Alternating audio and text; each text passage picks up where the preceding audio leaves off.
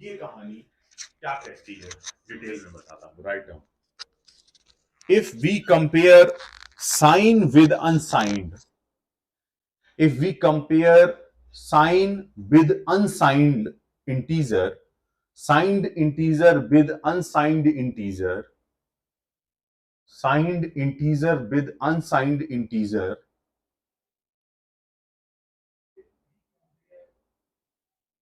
this is a nonsense comparison. First of all, this is a nonsense comparison. First of all, कोई दिमाग वाला programmer इसको नहीं करेगा, और अगर कोई करेगा भी तो कैलकुलेशन कैसे होगी उसकी मैं बताता हूं। कैलकुलेशन उसकी ऐसे होगी कि इसमें एक कॉन्सेप्ट लग जाता है, this is called wrap around. क्या लग जाता है? Wrap around. यानी वो इंटीजर अपनी मैक्सिमम वैल्यू को रीच करता है जाके +1। अब यहां इसका रीजन नहीं समझाऊंगा, ठीक है, अभी यहां इसका रीजन नहीं समझाऊंगा। अभी रैप अराउंड का कॉन्सेप्ट अलग से एक्सप्लेन करूंगा कि रैप अराउंड कॉन्सेप्ट होता क्या है। देन रैप अराउंड कॉन्सेप्ट की वजह से इसका आंसर कुछ और आया। यहां पर फिर ये कंपैरिजन चल ही नहीं रही, अब यहां पर वैल्यू का बदलना स्टार्ट होगा। एक वैल्यू बढ़ना स्टार्ट हो जाएगी और तब तक बढ़ेगी जब तक कि अपने पीक को नहीं पहुंच जाएगी। इसी को रैप अराउंड कहते हैं, रैपिंग होना स्टार्ट हो जाती है वैल्यू की। तो अब ये जब भी साइंड अनसाइंड की कंपैरिजन करने जाओगे, आपको एक्चुअल जो डेटा है उस पर कंपैरिजन मिलेगी ही नहीं। आपकी जो वैल्यूज हैं वो इंक्रीज होना स्टार्ट हो जाएंगी। उसके पीछे की अपनी एक पूरी कहानी है सी में कि ऐसा क्यों होता है। फिर उसके बाद जो फाइनल वैल्यू फिट बैठेगी, फिर वो कंपेयर होगी, तब रिजल्ट डिसाइड होगा, और कोई नहीं कह सकता कि वो वैल्यू क्या आ जाए। दैट्स वाई इस तरीके के क्वेश्चंस जो हैं वो मैं नॉनसेंस कहता हूं, और ये गलत क्वेश्चन डिजाइन किया गया था प्रॉपरली। कोई इसका क्वेश्चन का मीनिंग नहीं था, और कोई बहुत तोप करके आंसर निकाल भी लेगा तो भी कोई मतलब नहीं था इसका। तो इसलिए आपका कंपाइलर आपके हिसाब से आंसर नहीं देगा, 5 नहीं देगा, वो कुछ और देगा। हाँ, लेकिन क्या देगा उसको मैं एक्सप्लेन करूंगा, क्योंकि मैं एक बार रैप अराउंड कॉन्सेप्ट आपको अच्छे से एक्सप्लेन कर दूं कि what is the wrap around, है ना। तो लेकिन अभी पहले क्वेश्चंस कर लेते हैं, फिर रैप अराउंड पे आएंगे।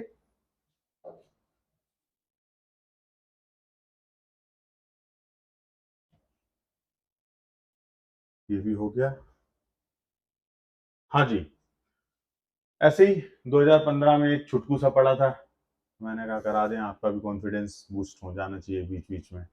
अरे हमसे भी बन जाते हैं क्वेश्चन, है ना। ये एकदम मरियल क्वेश्चन है ये, इसको अगर जिसने नहीं गिरा के मारा होगा, निकल लिया होगा पेपर से वो।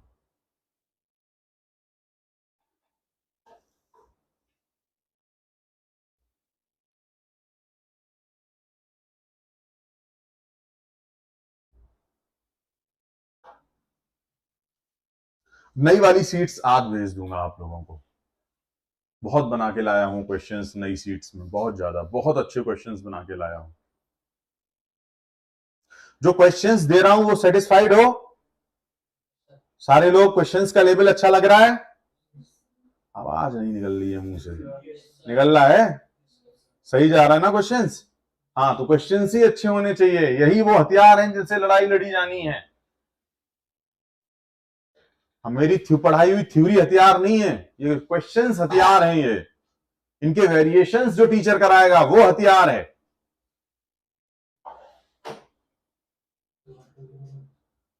इसका इसमें कहानी कुछ और है, भी बताऊंगा। आप क्वेश्चन करते तो हो, लेकिन आप कुछ चीजें मिस कर जाते हो। हर लाइन पे सोचा करो कि कुछ ऐसा तो नहीं है कि मैं स्किप कर रहा हूं।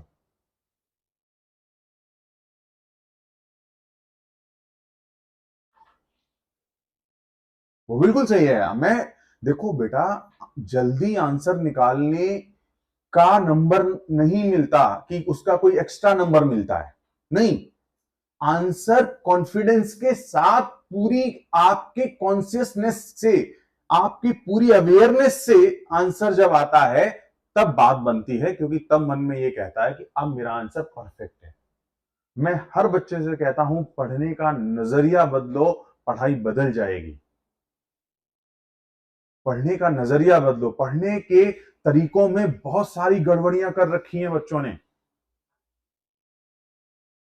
अब यहां पे मैं आपको एक छोटे से पॉइंट पर एक काउंटर आर्ग्यूमेंट दूंगा और आप फंसोगे।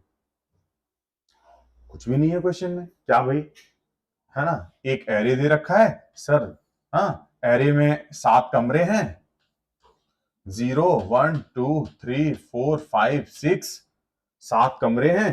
एरे का बेस एड्रेस S1 है, S1 प्लस 1 है, 2 है, 3 है, 4 है, 5 है, 6 है। ठीक है बात, 1 2 3 नाम की ये स्ट्रिंग स्टोर है, बहुत बढ़िया, ठीक है। और जस्ट स्टार पी एक वेरिएबल ले लिया और यहां पर 4000 कोई एड्रेस 3000 पी में डाल दिया S1 प्लस 2, S1 प्लस 2, ये भाई साहब S1 प्लस 2 पर चले गए और ये पॉइंट करने लगे इसको S1 प्लस 2 पी।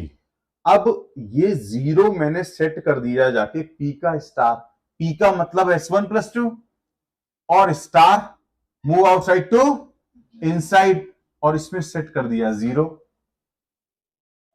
इसमें सेट कर दिया 0, बिल्कुल सही बात। अब आ जाओ S1, तो ये प्रिंट करेगा 1204। लेकिन एक इंपॉर्टेंट बात, अगर मैं इसी क्वेश्चन में एक पॉइंट ऐड कर देता,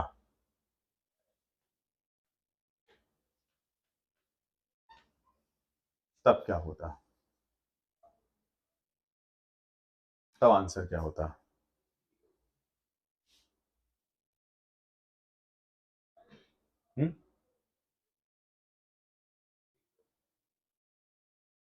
सेगमेंटेशन फॉल्ट क्या आ जाती? सेगमेंटेशन फॉल्ट आ जाती। रीजन कि ये रीड ओनली एरिया में स्टोर हो चुकी है स्ट्रिंग, अब इसको कोई राइट नहीं कर सकता, कोई राइट नहीं कर सकता इसको।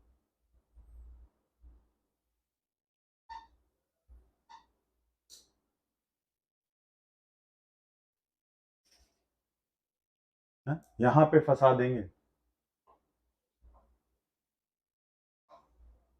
सेम क्वेश्चन, केवल मैंने, लेकिन सर फिर इस वाले पॉइंट पे और इस वाले पॉइंट में क्या डिफरेंस है? कि आप ये भी कह रहे हैं कि ठीक है सर, मैंने इसको रीड ओनली में चला गया। अब देखो रीड ओनली में बेटा क्यों गया, है ना, उसकी स्टोरी के लिए आपको एकदम अलग से मेरे से बात करनी पड़ेगी कि रीड ओनली मेमोरी में क्यों गया था।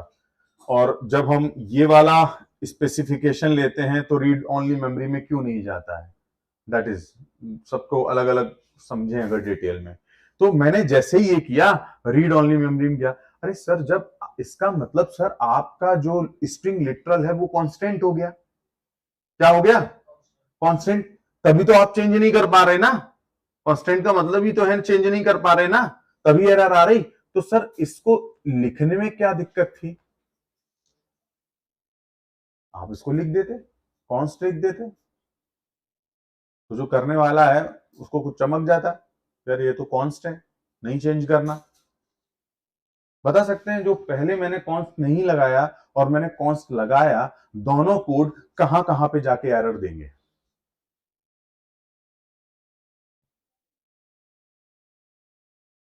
एक बार बिना कॉन्स्ट के और एक बार कॉन्स्ट के साथ कोड को चलाओगे जब, तो कोड कहां कहां पे एरर देगा? दोनों ही कोड एरर देंगे, लेकिन कहां कहां पे एरर दे देंगे? सेम एरर देंगे, सेम जगह पे एरर देंगे, अलग अलग जगह पे एरर देंगे, या अलग अलग फेसेस में एरर देंगे? तो अलग अलग फेसेस में एरर देंगे। देखो जब आप इसको नहीं लिखोगे कंपाइलर को कोई प्रॉब्लम नहीं। कंपाइलर के लिए एक पॉइंटर है जो किसी स्ट्रिंग को पॉइंट कर रहा है, फिर कंपाइलर इसके लिए एक कोड जनरेट कर देगा रन टाइम पर जब मेमोरी एक्सेस करी जाएगी रीड ओनली, तब प्रोसेसर चिल्लाएगा, रीड ओनली एक्सेस हो रही है, रीड ओनली एक्सेस हो रही है। तब उसके जो है ना पसीने छूटेंगे प्रोसेसर के, तो वो रन टाइम एरर हुई। कंपाइलर को कोई दिक्कत नहीं है, प्रोसेसर एक्सेस करेगा जाके। लेकिन कॉन्स्ट लगाने के बाद आप उसके एलिमेंट को एक्सेस करने के, कंपाइलर को ही आपसे ऑब्जेक्शन हो जाएगा, क्योंकि कंपाइलर को क्या पता लग गया, ये भाई साहब क्या है, कांस्टेंट है, तो आप इनके मेंबर को कैसे चेंज कर सकते हो, तो कंपाइलर ही चिल्लाना शुरू कर देगा। तो ध्यान में समझ में आनी चाहिए कि कब कौन एरर प्रोसेसर निकालने वाला है, कब कौन एरर कंपाइलर निकालने वाला है दोनों ही कॉन्स्ट, है दोनों ही रीड ओनली मेमोरी। लेकिन रीड ओनली मेमोरी के बावजूद भी एक जगह कंपाइलर रोक दे रहा है आपको, लेकिन एक जगह प्रोसेसर रोक रहा है आपको। That is the reason. Clear cut difference में समझ में आया? ऐसे क्वेश्चन में कोई फंसाव तो नहीं होगा ना कभी? ठीक। ये क्वेश्चन एक्चुअली में गेट में भी आया हुआ है, और मैंने सोचा इसका आपको एक वाइड वेरिएशन कराता हूं। सो लेट्स स्टार्ट हो जाओ। इसका एक वाइड वेरिएशन कराता हूं आपको। ये क्वेश्चंस तो मैं कराऊंगा ही, साथ में इसके एक बड़ा वेरिएशन आपको दूंगा। बहुत ही अच्छा क्वेश्चन है।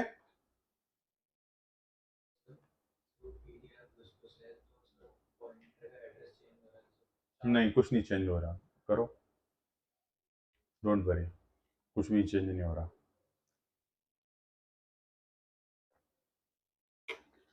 उस पे भी आएंगे, वो भी क्वेश्चन मैंने दिया है गेट 2003 का। वो जो आप कह रहे हैं वो बड़ा कॉन्सेप्ट है, उस पर भी बात करेंगे।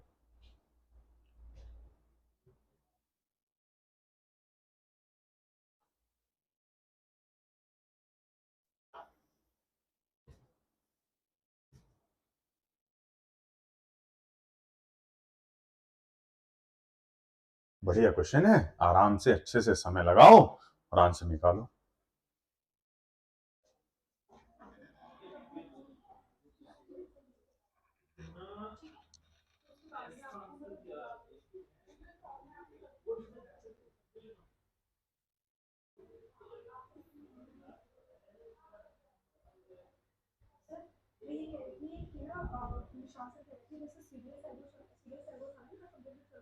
हम्म।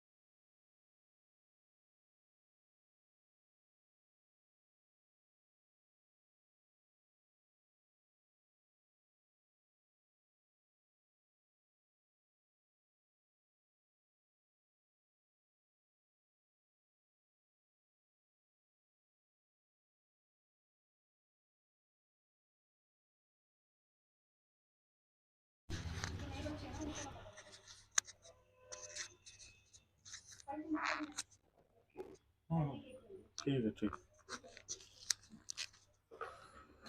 हेल को कराना है। चलो दो कर दिया।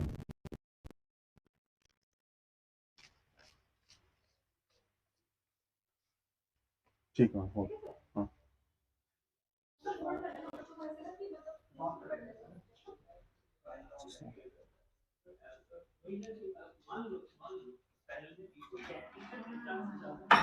कुछ आइडिया लगा? तो इसमें आइडिया लगाने के लिए भी देखो, आपको कुछ करना नहीं है। ये लाइन पहले पकड़ना आप, है ना, ये लाइन पहले पकड़ना, और इस लाइन में आप सबसे पहले एरे ड्रॉ कर लो। एरे ड्रॉ करने के बाद आप जो एरे का नाम वही एरे का बेस एड्रेस, ये ए हो गया। अब यहाँ से आपने इसमें 10 पुट कर दिया, 20 पुट कर दिया, 30 पुट कर दिया, 40 और 50, ठीक। और ये a+1 हो गया, a+2 हो गया, a+3 हो गया, a+4 हो गया। अब इसके बाद भी अगला वाला जो है वो भी एक एरे है ना, क्योंकि बिग ब्रैकेट लगे हुए हैं, तो अगला वाला भी एक बिग ब्रैकेट है, तो जो कि आपने बना लिया। जो एरे का नाम होता है वही एरे का बेस एड्रेस होता है।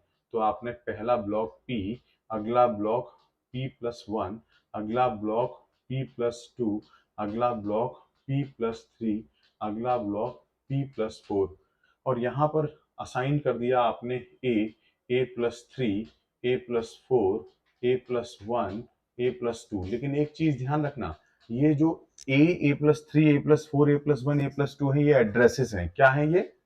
एड्रेसेस हैं। और एड्रेसेस जब भी स्टोर किए जाएंगे, आप उनकी एक्चुअल लोकेशन की तरफ लिंक क्रिएट करोगे।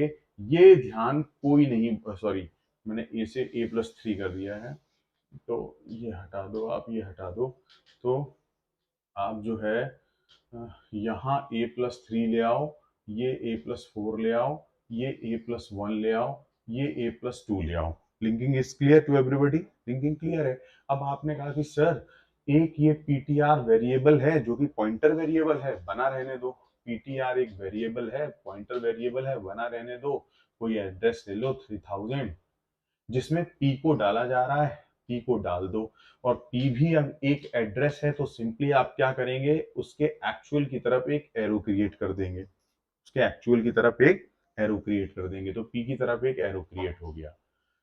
अब आप इस लाइन पर आए, आपने करा ptr plus plus post increment. Post increment चूंकि उसी लाइन पे है तो वहीं पे रिजल्ट परफॉर्म होगा, तो ptr के अंदर जो भी कंटेंट है वो 1 से इंक्रीज मार जाएगा। तो ptr के अंदर पड़ा था p, जो कि इंक्रीज होके हो जाएगा p+1। और कहानी क्या होगी कि जब p था तो p को पॉइंट कर रहा था, p+1 होगा तो p+1 को पॉइंट करेगा, तो जो पॉइंटर है वो p से p+1 की तरफ शिफ्ट हो जाएगा ड्यू टू दिस इंक्रीमेंट, ये इंक्रीमेंट की वजह से। अब आप देखो कि ये क्या कह रहे हैं, ptr माइनस p। ptr में करंट अभी कौन बैठा हुआ है? p+1। तो ये रहा p+1 माइनस p+1 में से p घटा दिया तो रिजल्ट कितना बचा? 1। So the output of this circle is 1 because p+1 minus p result is 1. Now come to this. First of all, start from the journey ptr. ptr means inside. Inside is p+1. So this is the actual p+1. Apply, just find out the first star. Apply first star. Move outside to inside. You access the a+3, but this is the local a+3. You have to go the actual a+3 and target it, and then you again apply the second star. So you apply the second star and you access the 40. So this is the answer 40. So 140 लिखा है, actually में 1 comma होना चाहिए था, but there is a 1,40 और 140 is this. This is called बच्चा pointers array. क्या है ये? Pointers array. This is why pointers array, a array which holds addresses, which holds pointers. So write down pointers array क्या होते हैं, write down, definition में लिखेंगे, हेडिंग में लिखेंगे pointers array, pointers array, pointers array, array, array which hold which holds addresses or which hold addresses or which holds addresses or pointers called pointers array, pointers array। तो pointers array की बेटा ये कहानी होती है, ठीक है, एक तरह।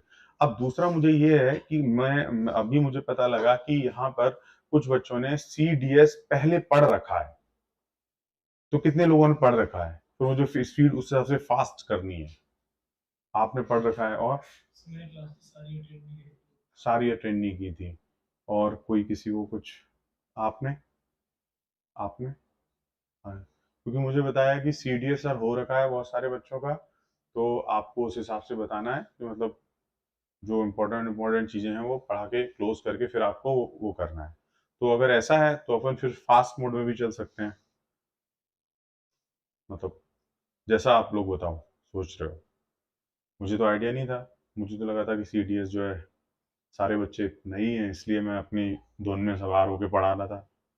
तो पता लगा मुझे कि आपने पढ़ा, आप नहीं पढ़ रहे हो पहली बार? अच्छा अच्छा, एक बच्चा और था, ओके। तो ठीक है, लेट्स ट्राई, कोशिश करते हैं कि ये तो क्वेश्चन वही आ गया। बस भाई ये क्वेश्चन कर लो ना, आत्मा को शांति मिल जाएगी, तृप्ति मिल जाएगी, करके देखो जरा। लेकिन ये गेट का क्वेश्चन नहीं है, ये सेल्फ मेड क्वेश्चन है, मेरा बनाया हुआ क्वेश्चन है। मैंने कहीं पर कुछ क्वेश्चन का कॉन्सेप्ट देखा था, मैंने बाकी कुछ अपनी तरफ से ऐड ऑन कर दिया था। अभी आपको सब चमक जाएगा ना, सूरज तारे चांद सब चमक जाएंगे जब आप इस क्वेश्चन को सॉल्व करोगे तो।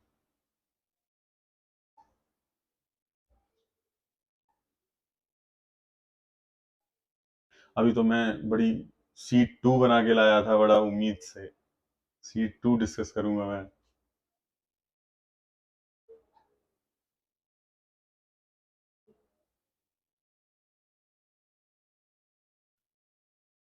अभी मैं परमिशन ले लेता हूँ, और क्वेश्चन का जो डिस्कशन है सेशन, वो सर से मैं परमिशन लेता हूँ। अगर जूम पे रखेंगे, क्वेश्चंस यहाँ पे इतने हो नहीं पाएंगे, बहुत क्वेश्चंस हैं, मतलब अच्छे ही क्वेश्चंस अगर इकट्ठा करूंगा तो बहुत है।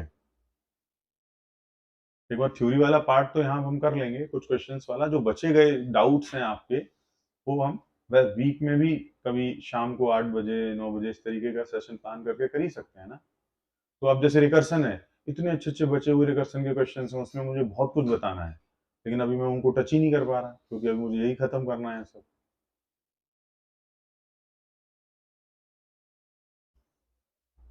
कल से डेटा स्ट्रक्चर स्टार्ट होगा, मतलब कल सी भले ही 1-2 घंटे में सी लूं, कल लंबी क्लास रहेगी, प्लीज थोड़ा लंबी लंबी क्लास के हिसाब से आए सारे लोग, है ना, अपना लंच वंच लेके और माइंड सेट करके, क्योंकि ज्यादा से ज्यादा पढ़ना है। डेटा स्ट्रक्चर आपने अपनी लाइफ में ऐसा कभी नहीं पढ़ा होगा, ये मैं प्रॉमिस करता हूँ, और ये मैं चैलेंज भी करता हूँ कि आप कितने भी रिसोर्सेज से पढ़ लेना जाके, क्योंकि मैंने कोड सेफ और हैकर रैंक्स पे मैंने 5 साल पहले काम शुरू किया था, तब से मैं वो कॉम्पिटिटिव कोडिंग पे काम कर रहा हूँ। उसकी वजह से जो मुझे क्लैरिटी दिखी, बड़ा अच्छी क्लैरिटी बनी डेटा स्ट्रक्चर की। हाँ, स्पेस CS है, गेट स्पेस CS।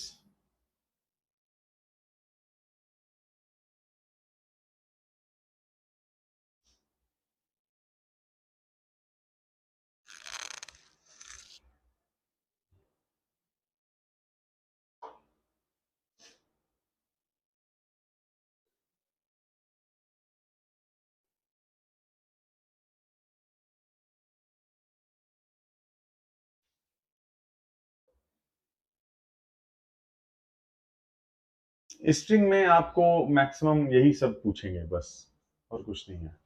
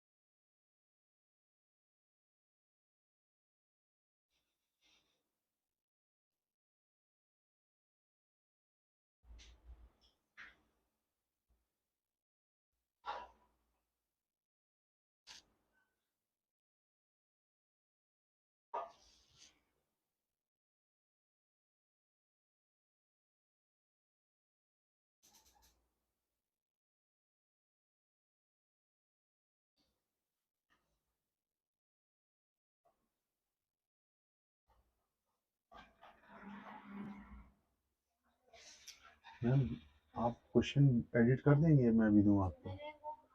नहीं, 4 नहीं, अभी और करने हैं, कुछ फाइल दो। अरे क्वेश्चन मेरे से मिस, कुछ नहीं, कॉपी पेस्ट करने हैं बस, और कुछ नहीं करना। बस पीपीटी में कॉपी पेस्ट करने हैं बस।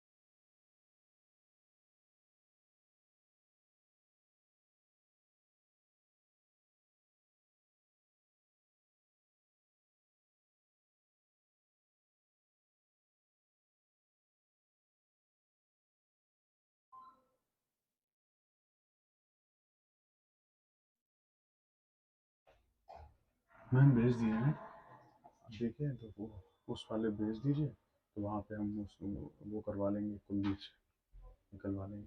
बाकी तो मैंने भेज दिए हैं। हाँ, मेरी एक फाइल है ये भी।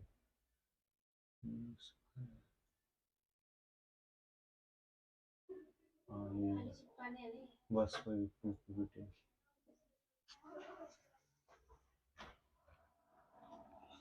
ठीक है, तो लेट्स स्टार्ट। ये अच्छा क्वेश्चन है। तो एस टी आर गेट, इसमें क्या कहानी बन रही है? गेट सी एस में एक स्ट्रिंग है प्रॉपर, और उसके अंदर गेट सी एस स्टोर है ना? गेट स्पेस सी एस नल, जो एरे का नाम है, स्ट्रिंग का नाम है एस टी आर प्लस, मतलब S T R plus 1 plus 2 plus 3 plus 4 plus 5 plus 6 plus 7, ये हो गया। यहाँ से एक फंक्शन कॉल किया गया एस टी आर की वैल्यू मान लेते हैं 1000, 1001 और ऐसे, और यहाँ जाके वो 1001 मतलब फिर से एक पॉइंटर में स्टोर हो गई। This is also a pointer, है ना? तो यहाँ पे एक एस टी आर क्रिएट हुआ, और उस एस टी आर में 1000 क्रिएट हो गया, तो 1000 को पॉइंट करने लगा। अब इसका static int I equal to 0, ध्यान रखना कि ये किसकी बात चल रही है, एफ यू एन की बात चल रही है। एफ यू एन ने आई इक्वल टू 0 अपना सेट कर लिया। If star S T R G, जो कि एक नॉन जीरो वैल्यू है, कंडीशन ट्रू, अंदर आए। अंदर आते ही कहानी ये हुई कि सबसे पहले एफ एस टी आर लेके निकला था 1000, ये अपने पार्ट में टूट गया। पार्ट टूटने में पहला इसने इफ चेक किया, इफ में ट्रू चेक हुआ। इफ ट्रू चेक करने के बाद ये अपना फिर से सेम कॉल पे आया, मतलब अगला एड्रेस, तो अगला एड्रेस एस टी आर, नया एस टी आर जो है वो 1001 हो गया। और थर्ड स्टेटमेंट इसका जो है वो है एस टी आर की, एस टी आर में इसको शॉर्ट में लिख दे रहा हूं एस टी आई में क्या स्टोर करा देना है, star S T R store करा देना है, और फिर प्लस प्लस आई कर देना है, प्लस प्लस आई कर देना है। और नेक्स्ट ध्यान जरूर रखेंगे कि return S T R one भी लिखेंगे, return S T R one, return S T R one भी लिखेंगे। क्योंकि इफ चल गया है तो ये नहीं चलेगा, है ना। सॉरी, मैं ये कह रहा हूं, हाँ, अगर ये इफ चल गया है तो अभी इसके बारे में आएंगे कि रिटर्न str1, तो इस स्टेटमेंट को भी लिखेंगे। तो ये 1 2 3 4 5 6, तो ये भी चिपका हुआ है पीछे, इसको भी ध्यान रखना है, str1 को भूल नहीं जाना है। अब जब आप यहां पर आए इसके ब्रेक पॉइंट पर, इसको जब आपने तोड़ा तो इसने फिर इफ लिखा, फिर ट्रू चेक हुआ, है ना, क्योंकि अगली वैल्यू ए है। तो लेकिन ध्यान रखना, ये चूंकि क्वेश्चन बड़ा है तो इसकी कॉलिंग 1 2 3 4 5 6 7 8 टाइम्स कॉल होगा जाके, तब यहां पे टर्मिनेट होगा जाके। कहानी कुछ ऐसी है। लेकिन अगर मैं इस क्वेश्चन को थोड़ा सा छोटा बना देता हूं और तब सॉल्व करता हूं तो आप लोगों के समझने के लिए आसानी होगी। तो मैं क्वेश्चन को थोड़ा छोटा बना दे रहा हूं कि जिससे इतनी कॉल ना हो, क्योंकि अननेसेसरी, जब भी क्वेश्चन बहुत बड़ा दिखे बच्चों ना, उसको छोटा बनाकर सॉल्व करो और उसमें पैटर्न नोट कर लो। पैटर्न नोट करने के बाद क्वेश्चन वही करेगा, है ना, जो छोटा क्वेश्चन फॉलो हो रहा होगा वही बड़ा क्वेश्चन फॉलो हो रहा होगा, वही बड़ा क्वेश्चन फॉलो कर रहा होगा। तो इसमें आपको ये एक ट्रिक की तरीके से यूज करना है। तो जैसे इन्होंने गेट सीएस डाल दिया, आप जी ए यूज कर लो, है ना, आप यूज कर लो जी ए और दिस और सी और नल दिस, बस इतना यूज कर लो। तो ये आप अपनी स्ट्रिंग में डाल लो कि भैया इस शॉर्ट में मैंने इतना 4 character including null, and this is str1 str2 str3 str4 and this is 1000। बस अब यहां से कहानी क्लियर हो जाएगी कि आपको इतना शॉर्ट, ज्यादा बड़ा करना ही नहीं है। आप कितनी भी बड़ी स्ट्रिंग ले लोगे वही बिहेवियर शो होगा जो इस स्ट्रिंग के लिए बिहेवियर शो होगा। यहीं पे आपको पैटर्न नोट कर लेना है। पैटर्न नोट कर लिया, जब आप अब कैरेक्टर को चाहे 50 कर दो चाहे 1000 कर दो, वही सेम रिजल्ट देगा। तो सेम मैंने छोटी सी स्ट्रिंग ले ली। गेट में भी यही दिमाग लगाना है कि अगर आपको ऐसा लगे कि इस तरीके से कुछ फंसाने की कोशिश कर रहे हैं तो, और बहुत बड़ा न्यूमेरिकल है, तो उसको शॉर्ट में तोड़ने की कोशिश करना कि क्या होगा। अब यहां से देखना कैसे। सबसे पहले फंक्शन में str बेटा पास हुआ 1000, और फंक्शन के कितने पार्ट थे वो लिख लो। इफ पार्ट था, दूसरा पार्ट फंक्शन की सेल्फ कॉलिंग थी, तीसरा कुछ str में असाइन हो रहा था, चौथा प्लस प्लस आई हो रहा था, और पांचवा रिटर्न str हो रहा था। ये 5 स्टेटमेंट लिख लो। दूसरा स्टेटमेंट क्या कह रहा है बेटा? दूसरा स्टेटमेंट कह रहा है कि मैं फिर से कॉल हूंगा और अपनी नेक्स्ट वैल्यू के लिए कॉल हूंगा 1001 के लिए। 1001 जो जैसे ही कॉल हुआ, फिर से इसके फर्दर ब्रेक करो। इफ स्टेटमेंट, कितने स्टेटमेंट? 5 स्टेटमेंट, पांचों के पांचों लिख लो। और हर स्टेटमेंट आपको याद होना चाहिए कि पहले वाले का क्या मतलब, दूसरे वाले को क्या बोलेंगे, तीसरे वाले को क्या बोलेंगे। पहले वाले को बोल रहे हैं इफ में बेटा अगर आप चेक करोगे, इफ में चेक करोगे तो स्टार ए की कोई आस्काई वैल्यू होगी जो कि नॉन इंटीजर वैल्यू होगी तो नॉन जीरो होगी, तो भैया ये ट्रू मार देंगे। तो आप अंदर जाओगे, अंदर जाओगे, दूसरे से मुलाकात होगी। दूसरा आप याद किए बैठे हो कि सेम फंक्शन कॉल है अगले एड्रेस के साथ, तो आपने कहा कि सर सेम फंक्शन कॉल है अगले एड्रेस के साथ, तो नया str हो गया 1002। 1002 आपने कहा सर कि 1002 से क्या डरना भाई, 1002 में क्या है? मैंने कहा सही बात, 1002 के भी फर्दर आप इस तरीके से पार्टीशन कर दो, 1 कर दो, 2 कर दो, 3 कर दो, 4 कर दो, पार्टीशन भूलेंगे एक भी नहीं। अब पहला जैसे ही गए 1002 में चिपका हुआ था CS स्पेस G, यानी 1001 तो ये स्पेस चिपका हुआ है, ये भी नॉन जीरो, ये भी नॉन जीरो वैल्यू है, क्योंकि स्पेस भी, क्योंकि नल ही होता है जीरो, और तो नल के अलावा तो कोई भी कैरेक्टर की आस्काई वैल्यू जीरो नहीं होती है, केवल नल की होती है।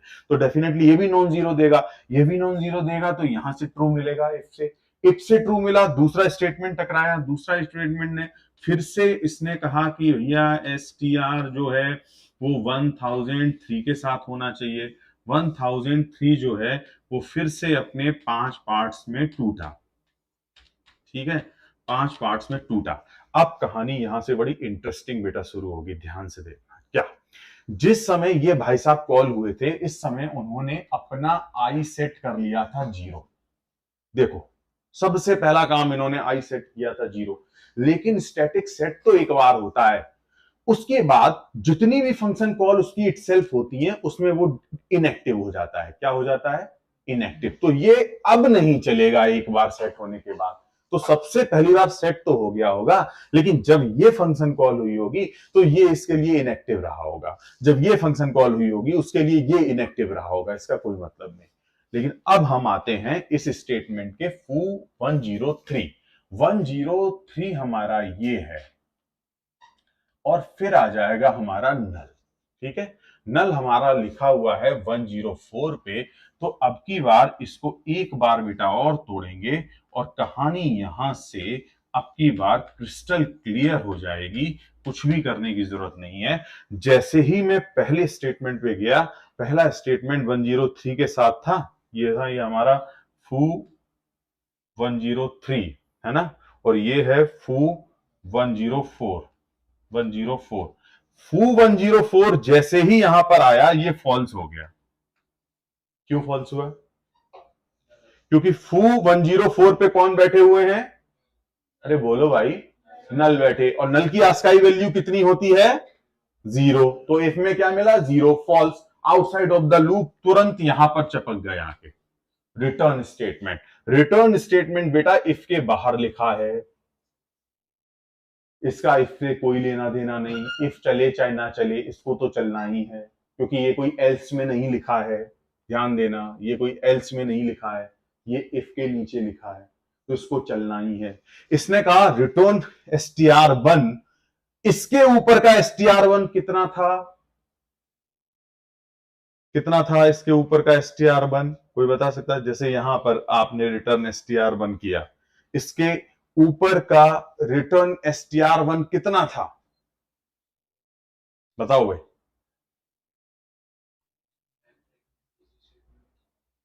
नहीं, मैं यहां से आया था ना, मैं यहां से आया, यहां से आने के बाद फिर मैं सीधा गया रिटर्न str1, और मैंने ऊपर देखा व्हाट इज str1।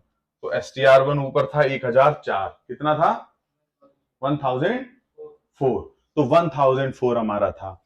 अब 1004 मतलब अब थर्ड स्टेटमेंट की कहानी सुनो। थर्ड स्टेटमेंट क्या कह रहा है? थर्ड स्टेटमेंट कह रहा है कि str1i, str1i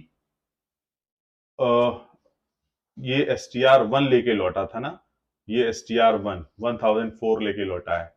हाँ ठीक है, अब हो गई इसकी आई। हाँ वो str का है, सॉरी। str1 क्या था? str1, अच्छा ग्लोबल है, सॉरी, ये ग्लोबल है, ये तो भूल ही गए थे हम लोग, मिस कर गए। That is global. ये जो एड्रेस है, रिमेंबर दैट, ये str1 का एड्रेस नहीं है, ये किसका? str का एड्रेस है ना? ये तो str का एड्रेस है। हम बात कर रहे हैं यहां से किसको रिटर्न कराने की?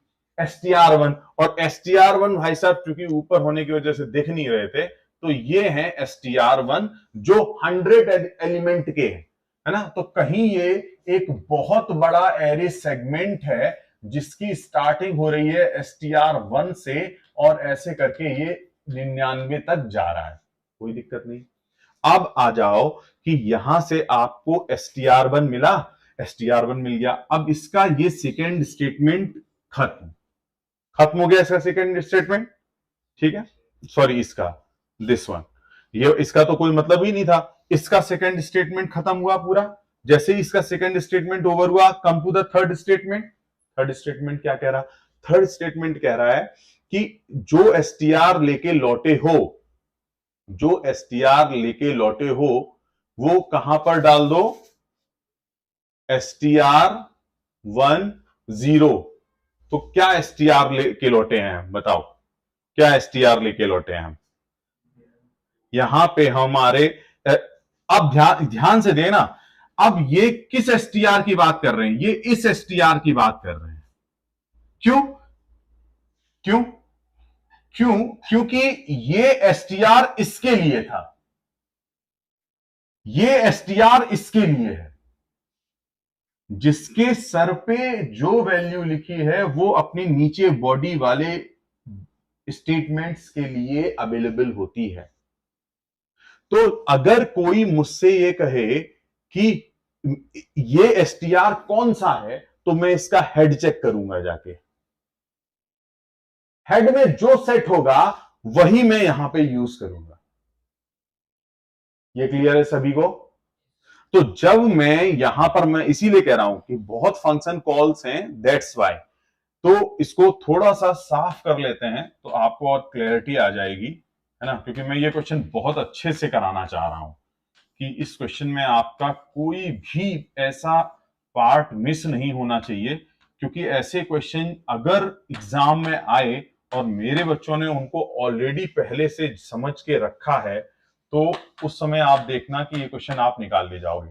तो सेकंड जो था वो था मेरा फू 1003 एसटीआर, जो आगे चल के ब्रेक हुआ था फर्दर 1 और 2 और 3 और 4 और 5, और जो 2 में ब्रेक हुआ था फू 1004 एसटीआर। ठीक है, जो फर्दर फिर ब्रेक हुआ था 5 में, और जिसमें STR1 हमारा रिटर्न हुआ था।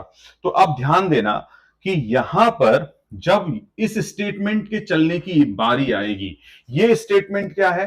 थर्ड स्टेटमेंट कह रहा है कि STR1 आई, चूंकि आई में अभी 0 सेट है। क्या सेट है आई में? 0 सेट है। तो STR1 0 means sir STR1 0 is this, उसमें सेट कर दो star STR1 star STR। Sir what is STR? STR are this और दिस। फॉर दिस थर्ड स्टेटमेंट हम कौन सा STR यूज करेंगे? नीचे वाला, ऊपर वाला? ऊपर वाला। कभी भी मैं जिससे पैदा हुआ उससे मेरी वैल्यू डिसाइड होगी। तो ये STR, ये थर्ड स्टेटमेंट पैदा इस हेड से हुआ है, तो इस हेड में जो STR पड़ा हुआ है 1003 उठाएगा, और 1003 में स्टार लगा रहा है। क्या लगा रहा है बेटा? स्टार। जरा 1003 में स्टार लगाओ, क्या मिलेगा? सी। क्या मिलेगा? सी। तो आपने सिंपल यहां जाके सी स्टोर कर दिया। अब अगला स्टेटमेंट ध्यान रखना, चौथा स्टेटमेंट आई प्लस प्लस, स्टैटिक आई को इंक्रीज करो। स्टैटिक आई को इंक्रीज किया, ये रहा भैया आई का इलाका 1। जैसे ही 1 किया, पांचवा स्टेटमेंट STR1, जो कि ये रहा ग्लोबल वेरिएबल STR1, इसकी वैल्यू को लौटा दो। ये लौटा के ऊपर गया, यहां गया STR1। अब थर्ड स्टेटमेंट का फिर से वही काम, STR1 आई, वही रहा STR1 आई, कितना हो गया? 1। मतलब अगले ब्लॉक की बात चल रही है, उसमें सेट क्या करना है? स्टार STR को सेट करना है। अरे सर स्टार STR क्या था? STR इस थर्ड स्टेटमेंट का STR कैसे निकलेगा? इसके हेड से। इसके हेड में STR की वैल्यू क्या सेट है? 1002। 1002 में अगर मैं स्टार लगा दूं तो मुझे क्या एक्सेस हो जाएगा? स्पेस। तो ये स्पेस जाके यहां पुट कर दो। यानी अब आप समझ ही गए होंगे कहानी क्या चल रही है। पूरी स्ट्रिंग को रिवर्स में प्रिंट करना। तो you are accessing the string and you are simply उस स्ट्रिंग को किसी दूसरी स्ट्रिंग में आप रिवर्स में स्टोर करते जा रहे हैं, और फिर मर्जी आए तो प्रिंट करा लो, वट एवर यू वांट। जो भी है वो ये कहानी यहाँ पे चल रही है। That's why this is very good question, है ना? यहाँ पे हर तरीके से कॉन्सेप्ट को यूज किया गया है। कहीं पे भी कंफ्यूजन हो एक लाइन पे भी तो बता देना, मैं उसको दोबारा क्लैरिफाई कर दूं। किसी को भी कोई दिक्कत? हाँ, स्ट्रिंग प्रिंट होने में समस्या हो सकती है ना, दैट इज कि यहाँ पे जो ये इन्होंने स्ट्रिंग जो 100 ली है, तो ये प्रिंट करने की बात कर रहे हैं क्या ये यहाँ पे percentage?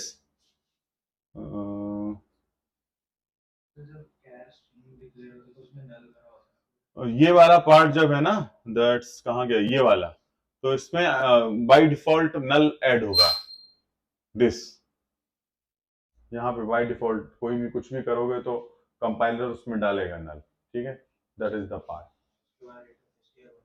This this is the, ये ऑलरेडी डिक्लेयर्ड है, दैट्स वाई, है ना, तो ये ऑलरेडी डिक्लेयर्ड का मतलब समझे, इसमें 99 बाइट तक तो फ्री रहेंगी कैरेक्टर्स के लिए, यहां तक तो आपको कैरेक्टर डाल सकते हो, जो लास्ट बाइट होगी ना उसमें ऑलरेडी कंपाइलर ने पुट कर दिया होगा नल, दैट इज द थिंग। किसमें? नहीं, मतलब अगर आप इसको डेटा रखने जाओगे तो फिर यही पर्पस निकलेगा ना डेटा रखने का, कि इतनी बाइट्स डेटा रखने के लिए फ्री है, फिर एट द एंड जो है वो आपके नल आ जाएगा, फिर वो नल जो है वो टर्मिनेशन का काम करेगा और इतना पार्ट डेटा को रखने का काम करेगा, दैट इज द थिंग, तो यहां पे वो प्रिंट करने का काम करेगा। दूसरी बात, इसको अभी और इसमें है, मतलब स्ट्रिंग वाले पार्ट में बहुत सारे लोगों को कंफ्यूजन होता है कि अगर हम स्ट्रिंग का साइज जैसे ले लेते हैं S7 ले लेते हैं और हम एलिमेंट ले लेते हैं 1 2 3 4 5 6 7 8 तक क्या होगा, ऐसे बहुत बहुत सारे क्वेश्चंस हैं कि स्ट्रिंग अगर हमने डिफाइन तो नल का क्या होगा, क्योंकि नल के लिए हमारे पास स्पेस ही नहीं है एट दैट टाइम, क्या होगा कि नल कंपाइलर नल को पुट करेगा कि नहीं पुट करेगा, तो ऐसे कुछ छोटे छोटे क्वेश्चंस हैं जो कि एग्जाम्स में तो कभी ऐसा इन पर अटैक नहीं किया जाएगा आपको, लेकिन अगर इंटरव्यू के पॉइंट ऑफ व्यू से अगर आप देखने जाओगे तो बहुत अच्छा डिस्कशन बनता है इस पे, है ना, तो इसीलिए स्ट्रिंग को क्या बोला जाता है, स्ट्रिंग को बोला जाता है कि भैया आप ऐसा लिखो, अंदर कुछ लिखो ही मत, क्योंकि अंदर लिख दोगे तो वो बन गया साइज, अब आपको उससे कम एलिमेंट रखने हैं क्योंकि कुछ नल के लिए छोड़ के चलना है, तो और भी बड़ा इंटरेस्टिंग होता है कि अगर नल से ज्यादा हम ले लें तो क्या है, नल से कम ले लें तब तो चल जाएगा काम, कोई दिक्कत नहीं है, लेकिन नल से ज्यादा ले लें तो क्या होगा, दैट इज द थिंग, है ना। दूसरी एक बात और निकल के आती है कि नल क्या एट द एंड ही होता है, या आपने 10 कैरेक्टर की स्ट्रिंग ले ली और उसमें ABC डाल दिया और नल एंड में लगा दिया लास्ट में, ऐसे ही होता है, या स्ट्रिंग के एंड में नल लगा देते हैं, सी जहां खत्म हो रहा होगा उसके आगे नल लगा देंगे, तो ये भी चीज बन रही होती है क्वेश्चन में कि क्या नल ऐसा ही होता है कि बस लास्ट स्ट्रिंग के एंड में पुट कर दिया जाता है, या जहां पे स्ट्रिंग फिनिश हो रही होती है उसके अगले कैरेक्टर में नल को डाल दिया जाता है, तो ऐसे हैं बहुत छोटे छोटे क्वेश्चंस हैं इस पे, और बहुत अच्छे क्वेश्चंस बनते हैं, लेकिन सबके सब वो इंटरव्यू वाली चीजें हैं, गेट में नहीं पूछी जाएंगी ये सब चीजें कि नल कहाँ आपके प्लेस करना है, कैसे प्लेस करना है, वो इंटरव्यू वाला पार्ट है। इंटरव्यू में जब आप जाओगे तो आपको टीचर, आपको जो प्रोफेसर होगा वो आपको फंसाने की कोशिश करेगा उन पॉइंट्स पे। कुछ ऐसे ही क्वेश्चन लाया था मैं, ये गेट के ही क्वेश्चन है 2000 आईटी में, पार्ट 2 जो मैं आज आपको दूंगा, ये तो क्वेश्चन बहुत ही बेहतरीन क्वेश्चन है ना, तो अगर आप अटेम्प्ट करना चाहें तो कर लें, और फिर नहीं तो हम अपने नए टॉपिक्स पे आते हैं, एक बार देखिए, लगभग ये भी 100 में से 99 लोग गलत करके आए थे, तो आप भी ट्राई करिए, ये क्वेश्चन भी जब आया था उस समय लगभग 100 में से 90 लोगों ने तो गलत किया ही था।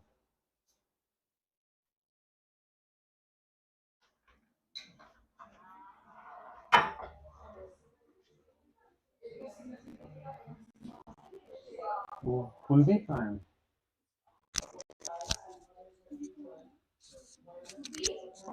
वो फाइल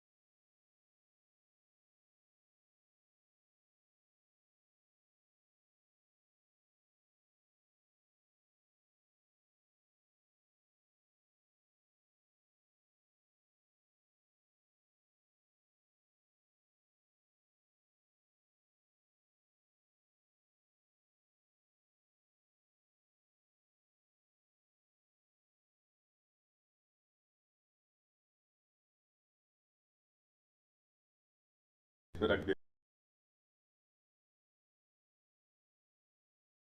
नल को उठा के उन्होंने पहले ही प्लेस पे उठा के रख दिया है आके। तो स्ट्रिंग को रिवर्स में स्टोर करा रहे हैं, लेकिन इंक्लूडिंग नल। स्ट्रिंग को रिवर्स में स्टोर करा रहे हैं लेकिन इंक्लूडिंग नल। नल से ही शुरुआत कर रहे हैं, तो वो बात है। बस वो एक पॉइंट था।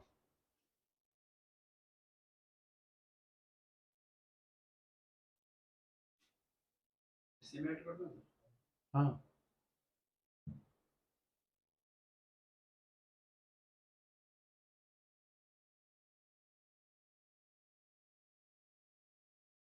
एक गेट मेलॉक होगी और एक डायनेमिक स्टैटिक स्कोपिंग होगी।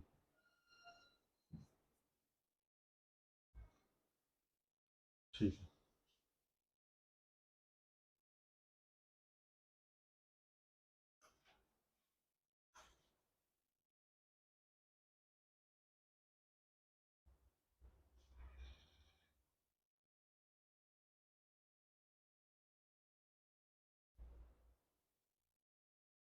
पार्ट 2 कहाँ पे गया इसका?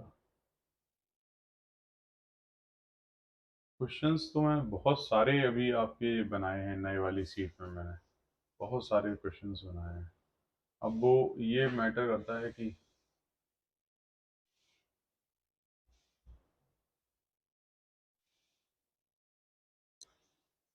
ये वाला क्वेश्चन कहाँ गया। ये है क्या? आप इसमें देखिए, शॉर्ट में फटाफट मैं आपको सॉल्व करके बता दे रहा हूँ, सबको समझ में आ जाएगा। एक इन्होंने पी नाम का एरे लिया जो कि बहुत बड़ा है, कोई दिक्कत नहीं। तो ये रहा पी और ये रहा पी प्लस वन, और ऐसे करके बहुत बड़ा एरे ले लिया जिसमें 20 एलिमेंट्स हैं। फिर एक स्ट्रिंग ले ली इन्होंने, है ना, STRING और नल, और यहां पर इसका एड्रेस ले लिया 1000, 1001, 1002, 3, 4, 5, 6। एस से इसको पॉइंट करा दिया, एस से इसको पॉइंट करा दिया। लेंथ STR लेन एस, एस की जो लेंथ है 1 2 3 4 5 6 आई, जो कि स्टोर हो गई आपकी एल लेंथ वेरिएबल में। तो लेंथ वेरिएबल में 6 स्टोर हो गया। For loop I 0 < 6, 0 < 6 condition true, as length 6 minus 0, 6 minus 0 is 6, so s of 6, s of 6, 0 1 2 3 4 5 6, so s of 6, so this is s of 6 means null. This null is going to p of 0, p of 0. So this null going to p of 0, and again this g going to here and n going to here. I यहां जाएगा, r यहां जाएगा, t यहां जाएगा, s यहां जाएगा, बाकी खेल खत्म। अब जैसे ये इस स्ट्रिंग को प्रिंट कराने आओगे, नल पहले ही मिल चुका है, और जब नल मिल गया है इसकी वजह से स्ट्रिंग वहीं स्टॉप कर जाएगी, मतलब नो आउटपुट करके आपको शो को दिखाई पड़ेगा। तो ये उस समय के लिए बड़ा अच्छा क्वेश्चन था।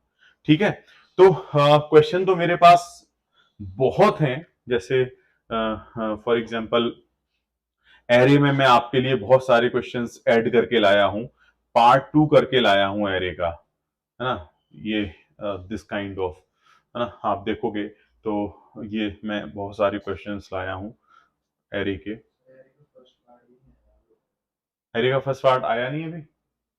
अच्छा ठीक है, मैं आज दूंगा। तो मैंने 3 दिन 4 दिन क्वेश्चन ही बनाए हैं, है ना। तो ये एक गेट का क्वेश्चन 2000 CS में ऑपरेटर्स का मुझे अचानक ध्यान आ गया, तो ये मैंने नोट कर दिया आपका। ठीक है, एक रिकर्सन का बहुत ही परफेक्ट क्वेश्चन है, ये आपकी बड़ी फेमस साइट से है, और ये गेट का क्वेश्चन नहीं है लेकिन बहुत अच्छा क्वेश्चन है। लेकिन मेरा मन करता है मैं रिकर्सन का एक एक क्वेश्चन ट्राई कराऊं, लेकिन वही है कि टाइम नहीं है, इसलिए करा नहीं सकते। लेकिन आज मैं ये नई सीट्स डालूंगा तो आपको इससे सारे क्वेश्चंस मिलेंगे, आप खुद एक बार करना।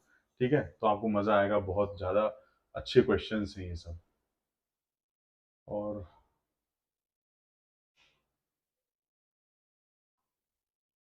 ये आपके मेलॉक पे आ जाते हैं बेटा। ठीक है, चलो भाई start. Write down malloc. Malloc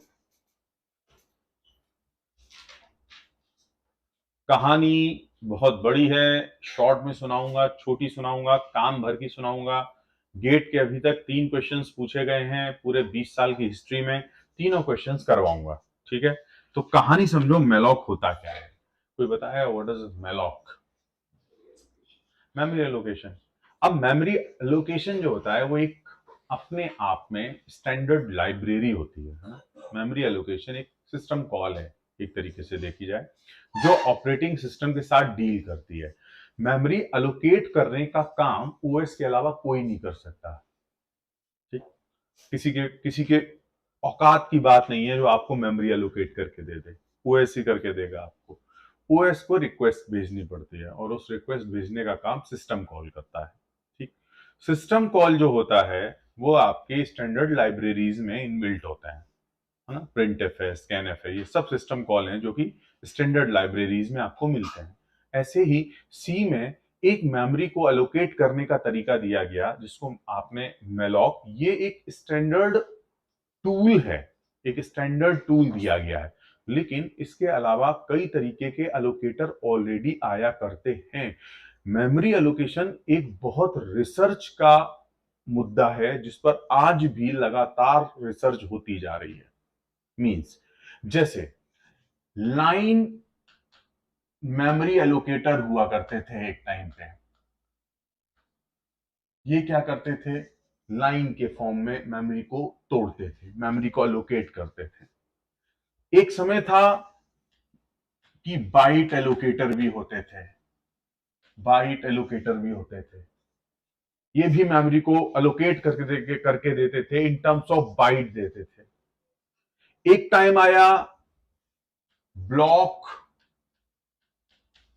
allocator आए, ये भी मेमोरी एलोकेशन करके देते थे, इन टर्म्स ऑफ ब्लॉक देते थे। लिखते जाओ, कहानी में किसकी इसी थोड़ी सुना रहा हूं।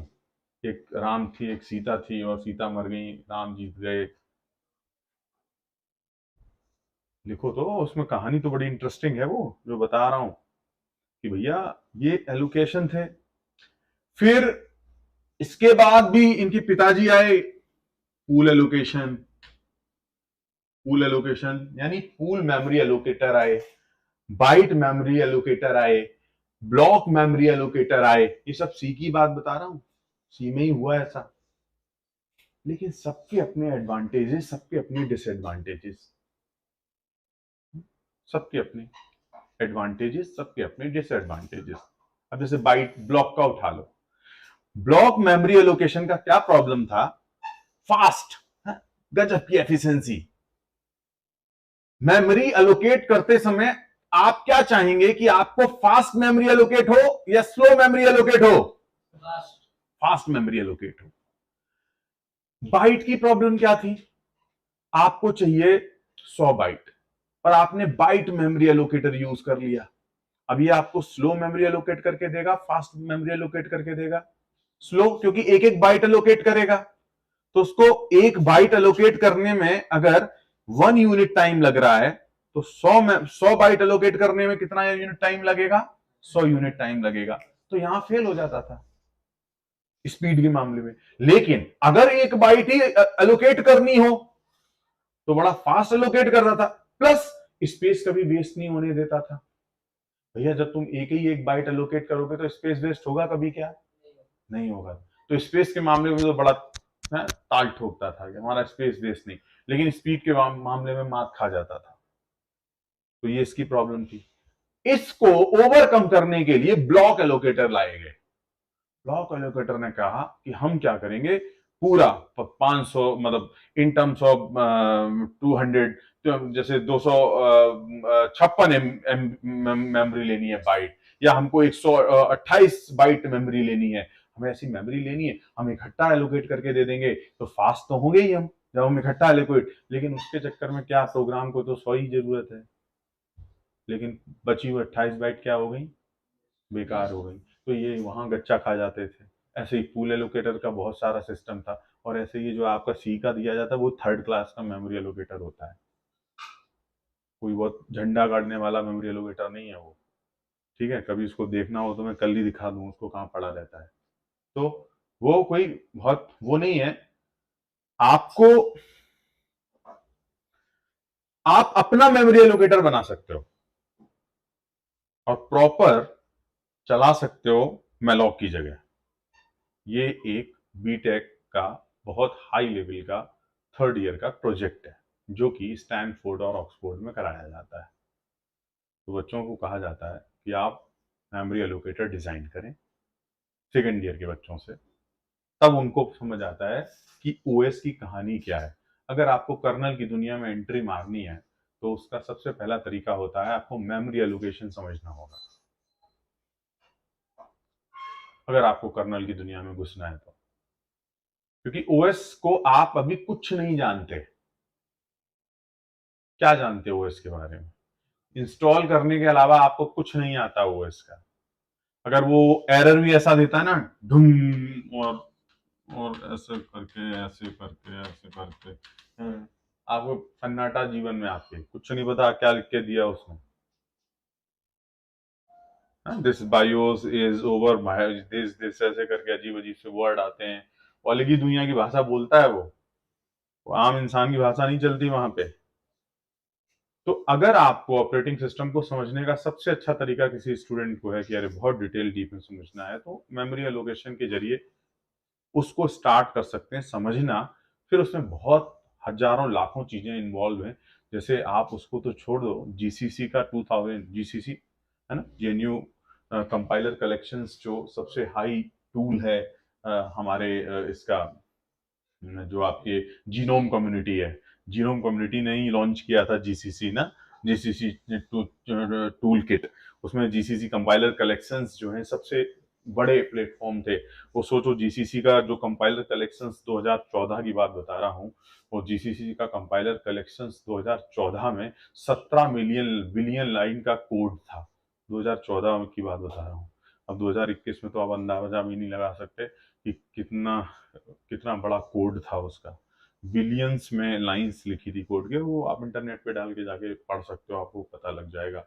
R&D वगैरह करो कि ये सब चीजें कैसे एग्जिस्टेंस में आई हमारी, क्योंकि उनको Unix like operating system launch करना था कि यूनिक्स जैसा हम एक ऑपरेटिंग सिस्टम और डाल दें, है ना। जैसे बहुत होता ना कि विंडोज क्यों, यूनिक्स क्यों, तो कुछ बता सकते हो मोटा मोटी कि why you Linux, why Windows?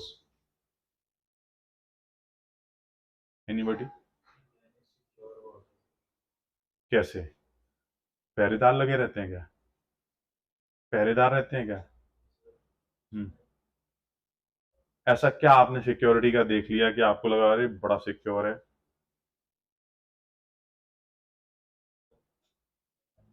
पढ़ लिया कहीं, पढ़ लिया कहीं, कहीं पढ़ लिया और हमने एक्सपीरियंस किया, उसमें अंतर होता है ना। तो एक चीज, दूसरी बात, वायरस का तो एक्सपीरियंस किया है कि नहीं आता, है ना। वायरस तो लाइनक्स में नहीं आता, बना ही नहीं पाते। ठीक है, उसका भी रीजन है बहुत बड़ा कि क्यों नहीं बनते वायरस उसमें। तीसरा, कि किसी भी हार्डवेयर पर इंस्टॉल हो जाता है। आप लाइनेक्स को इंस्टॉल करने जाओगे, वो 512 MB की रैम पे भी आज का उबुंटू 20.01 LTS इंस्टॉल हो जाएगा। उसको फाइट ही नहीं है कि आपके रजिस्टर्स क्या हैं, आपका स्टैक पॉइंटर का साइज क्या है, उसको कोई मर्जी नहीं है आपके रैम का साइज क्या है। That is the beauty of Linux. कितना बढ़िया चीज है ये तो, कि हार्डवेयर इंडिपेंडेंसी दे दी इंस्टॉलेशन से, कितना पोर्टेबल है। तो एक ये चीज भी थी, और भी बहुत सारी चीजें हैं। ये तो मैं बस एक रफली आपको बता दे रहा हूं कि ये रीजंस थे। बाकी उसकी कम्युनिटी ने उसके ऊपर जो काम किया है ना, वो काम लोग इमेजिन भी नहीं कर सकते धरती पे। की सबसे ज्यादा काम किसी पे किया गया है तो लाइनेक्स के कर्नल पे काम किया गया है, ओपन सोर्स जो है। तो भाई, एलोकेशन की बात चल रही थी। अब एलोकेटर आया। एलोकेटर का काम है कि रन टाइम पर अगर मेमोरी की डिमांड होती है तो आपको मेमोरी क्रिएट करके देगा। लेकिन ध्यान रखना कि अगर रन टाइम पर मेमोरी क्रिएट करने का काम एलोकेटर का होता है तो स्टैटिक मतलब स्टैटिक टाइम पर मेमोरी कौन एलोकेट करता है? स्टैटिक टाइम पे मेमोरी कौन एलोकेट करता है? अगर रन टाइम पर मेमोरी एलोकेट करने का काम मेमोरी एलोकेटर का है तो स्टैटिक टाइम पे कौन करता है? जैसे इंट ए 2 और एरे का साइज है एक इंटीजर 4 बाइट, तो इस एरे को कितने चाहिए? एक इंटीजर का साइज 4 बाइट, तो इस एरे को कितना साइज चाहिए? 8 बाइट। कौन एलोकेट करके देगा?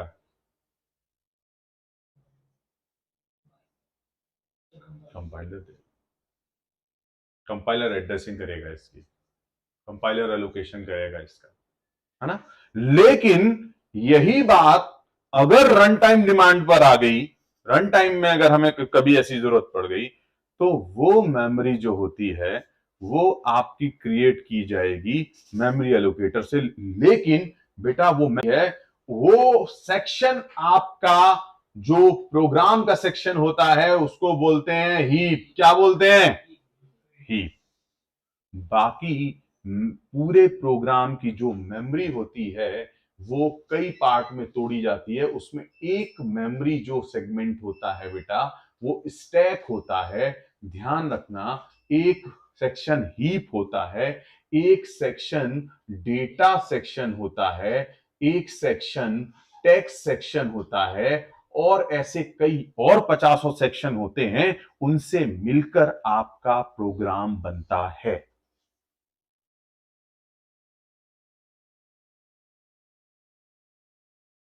क्यों ये सब इतनी कहानी क्यों? इसलिए जब तक आप हर चीज को प्रॉपरली अरेंज नहीं कर लोगे, क्या उसको एग्जीक्यूट करा पाओगे? क्या उसको फास्ट एग्जीक्यूट करा पाओगे? डेटा अगर डेटा वाले प्लेसेस पे नहीं रखा जाएगा, इंस्ट्रक्शंस अगर इंस्ट्रक्शंस वाले प्लेसेस पे हीप में नहीं रखा जाएगा, तो अरे जब कभी इनकी डिमांड होगी कि अरे मुझे यहां से run time memory run time memory की जरूरत है, और आपने उसको प्रॉपरली किसी सेक्शन में डिफाइन नहीं किया, किसी सेगमेंट में नहीं तोड़ा, तो आप तो ढूंढते रहेंगे पूरे के पूरे प्रोग्राम में कहां मेमोरी हमने क्रिएट की थी। ढूंढो। किसी भी चीज का स्पेसिफिक बना कोई एरिया बना देने का कारण क्या है? कि जब हम किसी चीज को ढूंढने जाएं तो वो आसानी से मिल जाए। तो इसलिए इसको हीप बोला गया और कहा गया कि जितना भी आपको रन टाइम मेमोरी का नीड है, क्रिएट करनी है, एक्सेस करनी है, मैनिपुलेट करनी है, यहां पे करो। तो अब मैं ओएस मेरा क्लियर है। अब मेरे ओएस को जब भी जरूरत पड़ेगी मेमोरी क्रिएट करने की या उस मेमोरी में जो भी स्टोर करा गया होगा उसको एक्सेस करने की, दौड़ दौड़ कहां जाएगा? हीप के पास। आसान हो गया काम, फास्ट हो गया काम। तो आपके प्रोग्राम के फास्ट एग्जीक्यूशन की वजह से आपके कोड को कई ऐसे सेगमेंट्स में और सेक्शंस में तोड़ दिया जाता है ना। आपकी सारी इंस्ट्रक्शन टेक्स्ट सेक्शन में रखी होती हैं, क्योंकि इंस्ट्रक्शंस को ही एक्सेस नहीं करोगे तो कोड क्या खाक चलेगा। इंस्ट्रक्शन से ही तो पता लगता है होना क्या है, और इंस्ट्रक्शंस ही आपका कमांडिंग ऑफिसर होती हैं, वही से कमांड मिलता है आपको। तो डेटा यहां रख दिया जाता है, इंस्ट्रक्शंस यहां। स्टैक में क्या रखा जाता है? जब भी कोई फंक्शन दुनिया का कॉल होता है उस फंक्शन के घर परिवार के सारे लोग स्टैक में रख दिए जाते हैं। क्यों? एक प्रोग्राम में इतनी चीज हो सकती है बेटा, ध्यान से देखना। क्या? मान लो आपने एक प्रोग्राम में मेन लिखा, फिर आपने लिख दिया ऊपर इंट ए, फिर आपने लिख दिया स्टैटिक इंट बी, फिर आपने लिख दिया इंट एक्स, और फिर आपने लिख दिया malloc malloc int int star P. ये रहे दो वेरिएबल। ये दोनों वेरिएबल इनिशियलाइज्ड हैं, अनइनिशियलाइज्ड हैं, कुछ भी होंगे, यहां आ गए।